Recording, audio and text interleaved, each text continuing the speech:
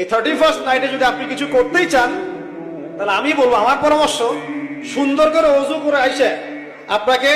জায়নামাজে দাঁড়াতে হবে। দাঁড়ায় 2 রাকাত নামাজ পড়ে চিন্তা করবেন, আল্লাহ 1 বছর যে চলে গেল, আমি এই গত বছরে কি করলাম, দিনের জন্য কি করলাম, দুনিয়ার জন্য কি করলাম, পরিবারের জন্য কি করলাম,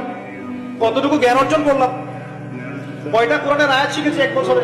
কয়টা হাদিস শিখলাম, কয় ওয়াক্ত নামাজ ঠিক মতো পড়লাম, রমজানের সওম রেখেছিলাম কিনা, দান সদকা করেছিলাম কিনা, সৎ কাজে আদেশ করেছিলাম কিনা, অসৎ কাজে নিষেধ করেছিলাম কিনা, এই ফিকির করতে পারেন আপনি বসে বসে। এই 31st নাইটে যদি আপনি কিছু করতেই চান, তাহলে আমি বলবো, আমার পরামর্শ, সুন্দর করে ওযু করে আইসে আপনাকে জায়নামাজে দাঁড়াতে হবে। দাঁড়ায় 2 রাকাত নামাজ পড়ে চিন্তা করবেন, আল্লাহ 1 বছর যে চলে গেল, আমি এই গত বছরে কি করলাম, দিনের জন্য কি করলাম, দুনিয়ার জন্য কি করলাম, পরিবারের জন্য কি করলাম,